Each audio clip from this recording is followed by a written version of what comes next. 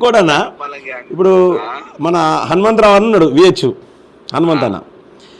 ఆయనను కూడా మోసం చేసింది, ఆయన తిట్టిడు కదా మరి, మోసం చేస్తే ఆయన కూడా గట్టిగా. ఎందుకన్నా అన్న ఆయన అన్న ఒకటి వాళ్ళ తిట్టిందన్న కానీ నేనేమన్నా అది తప్పు. పెద్ద మనిషి ఉండాలన్న. ఆయన వాళ్ళు నాకు ఫోన్ చేసిండు 10 సార్లు చేస్తే నేను లేపలే. ఆ, ఆ, వాళ్ళు రివర్స్ అయితేనేమో నాకు ఫోన్ చేస్తాడు. ఆ. వాళ్ళతో తెల్లారే పోయి మళ్ళీ రేవంత్ రెడ్డికి సెకండ్ ఇచ్చే తెల్లారే. ఆ, ఇప్పుడు ఆయనకు నాకు నిరంజన్ మా అందరికి ఒకటేసారి షోకాదు తయారైనాయి. ఓకే.